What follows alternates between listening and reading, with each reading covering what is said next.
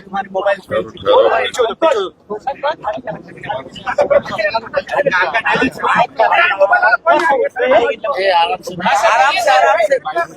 तुम लोग इतना गर्दा कर रहे, कैसा बोलेंगे? जगह कम है।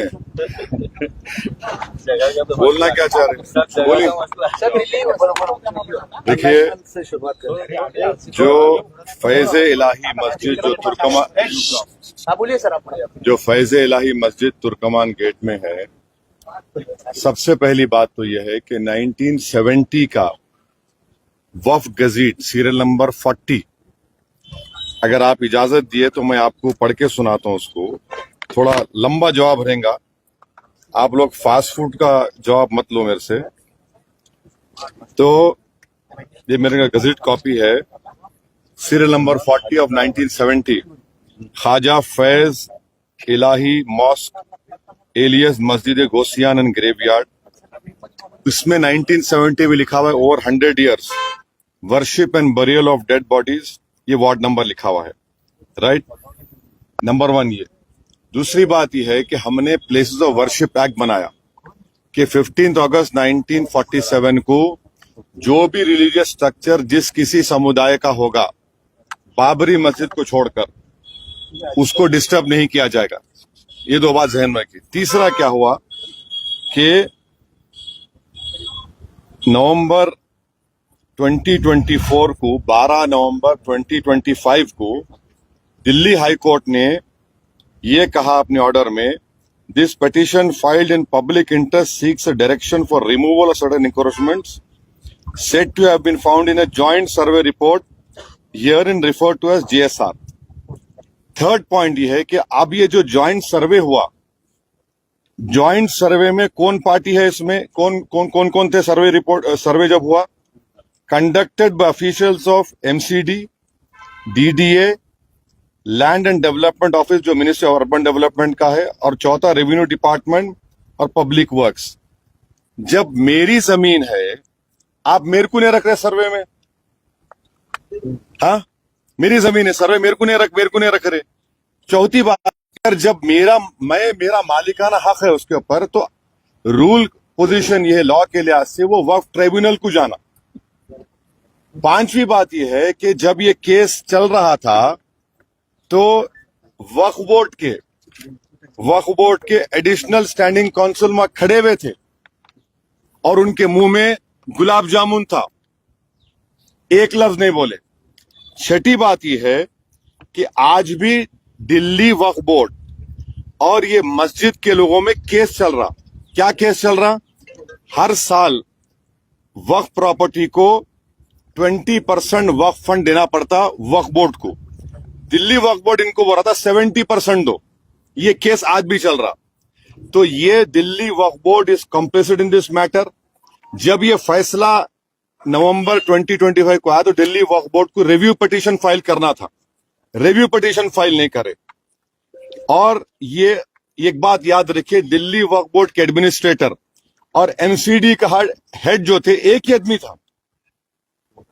MCD का हेड और दिल्ली एडमिनिस्ट्रेटर। फिर कोर्ट में क्या बोला कि भाई MCD को बोला कि तुम हियरिंग करो।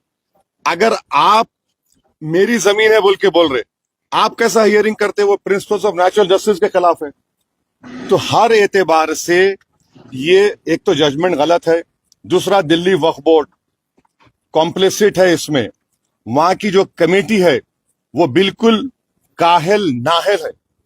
उनको चाहिए था कि आप जाकर रिव्यू पिटीशन डालते। अभी भी हम डिमांड कर रहे, अगर दिल्ली वक्फ बोर्ड नरेंद्र मोदी गवर्नमेंट के दबाव में नहीं है तो इमीडिएटली सुप्रीम कोर्ट में केस डाले, और ये कमेटी के लोग जो काहिली के मजाहरे कर रहे हैं, आप फौरन सुप्रीम कोर्ट जाके डालो।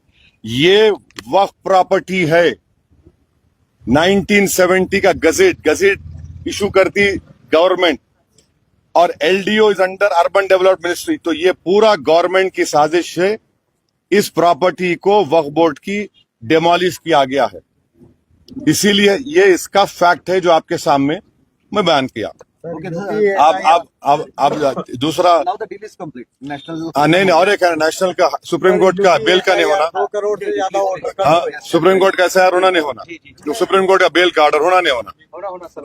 होना ना आप लोग अखबार पढ़ते हाँ अखबार पढ़ते होंगे आप लोग माशाल्लाह अखबार वाले हैं आज टाइम्स ऑफ इंडिया में मैं एक फोटो लेकर रखा नहीं सुनिए एक मिनट ठहरिए टाइम्स ऑफ इंडिया में आज टाइम्स ऑफ इंडिया में 2 रिपोर्टिंग है एक रिपोर्टिंग क्या है जो आपके अपने महाराष्ट्र के रिलेटेड है कि एक साहब थे कैलाश रामचंदानी 2019 में नेक्सलाइट्स उन्होंने ट्रिगर ब्लास्ट करी आईडी का 15 पुलिस वाले गड्जी चोली में मारे गए थे गड्जी चोली ये आदिलाबाद के बाजू है इनका नाम था वन कैलाश रामचंद्र इन्होंने जून 19 में ये 2019 में वाकया हुआ ये इनको जब से उन्होंने जेल में है तो जब chief justice of India justice Suryakant साहब और जस्टिस बागची के पास गया तो गवर्नमेंट क्या बोली the blast was triggered on the signal given by the accused. The bench said, your success story against left-wing extremism cannot be based on arrest alone. There must be speedy trial, which is possible only when government sets up exclusive special courts to try cases of this nature. Since there are many cases pending before the same trial judge and prosecution has cited many witnesses, the trial is not going to be concluded in the near future.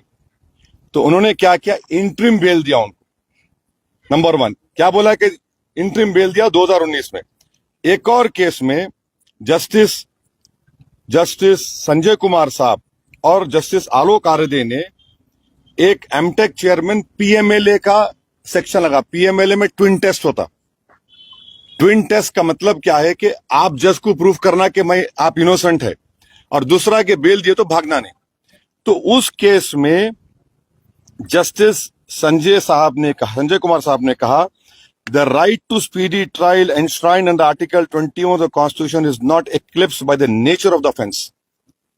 अब तीसरा ये बच्चों का case है जो 2 को नहीं मिली आप देख लो एक जज का बेंच ये बोल रहा एक जज का बेंच ये बोल रहा एक जज का बेंच ये बोल रहा तो मेरे को जरा मैं सरप्राइज हूं शॉक हूं ये क्या हो रहा है चौथी बात ये है कि वो जो उन्होंने क्या किया उन्होंने वो जो बेल का कंडीशन लगाया जिनको बेल दिए कि कोई ये नहीं करना बोलना नहीं तो एक शेर है ये दस्तूर जबाबंदी है कैसी तेरी महफिल में ये दस्तूर जबाबंदी कैसी है तेरी महफिल में जहां बात करने को तरसती है जबां मेरी okay thank you very much good day नमाज पढ़ना है चलो You broken the deal.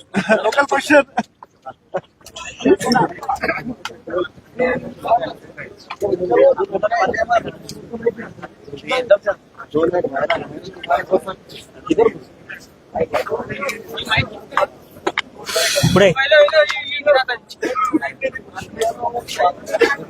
And तक था एंड में गिरा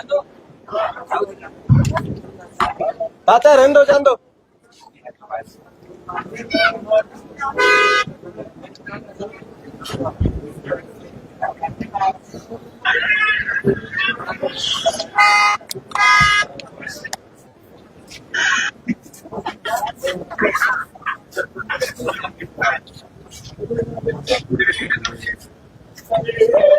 Thank you.